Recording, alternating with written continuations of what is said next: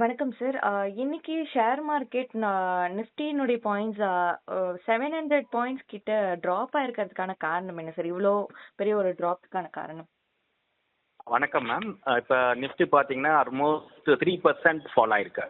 ம். That is around 700 points fall ஆயிருக்கு. ம். இதுக்கு 3 காரணம் இருக்கு.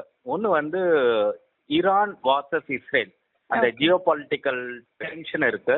ம். ஸோ எனி டைம் வந்து ஈரான் வந்து இஸ்ரேல் மேலே அட்டாக் பண்ணலாம் அப்படிங்கிற மாதிரி ஒரு சுச்சுவேஷன்ஸ் அங்கே டென்ஷன்ஸ் நிலவிட்டு இருக்கு.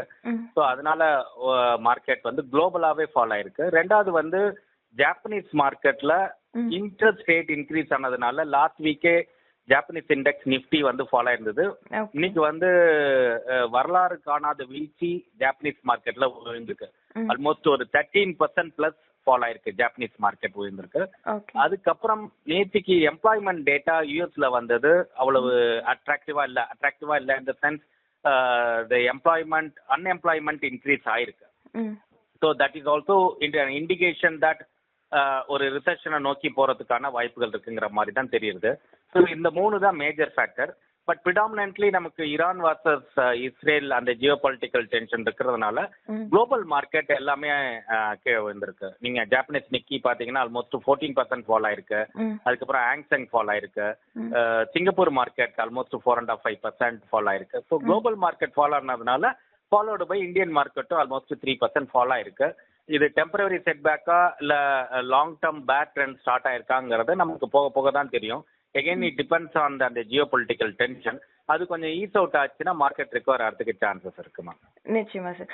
சார், அதே போல இன்னைக்கு வாரன் பஃபட் ஆப்பிளோட 50% ஆஃப் ஷேர்ஸ் சோல்ட் பண்ணியிருக்காரு. ஸோ அது ஏதாவது இந்தியன் மார்க்கெட்ல தாக்கத்தை ஏற்படுத்துமா? அதுக்கான வாய்ப்புகள் ஏதாவது இருக்கா சார்?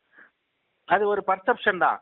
இப்ப அவர் வாரன் பஃபட் வந்து ஹியூஜ் கேஷ் கையில வச்சிட்டு இருக்காரு. ம். ஆப்பிள் ஷேர்ஸை வந்து 58% வித்துட்டாரு. ம். So is expecting a bad trend, market கீழே விழ போறதுங்கிறது அவர் எதிர்பார்க்கிறாரு அப்படிங்கிறது ஒரு நியூஸ்.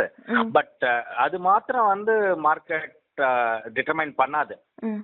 இந்த மார்க்கெட் ஃபாலோ ஆகிறதுக்கு வேரியஸ் ரீசன்ஸ் இருக்கு. மேபி என்ன சொல்றது, ஆல்ரெடி ரீச்சஸ் 25,000 ஒரு கரெக்ஷன்ஸ் எக்ஸ்பெக்டட். ரெண்டாவது வந்து இந்த Jio political tension.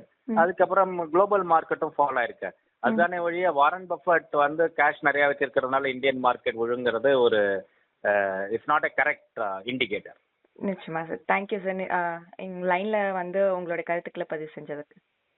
Thank you madam, thank you.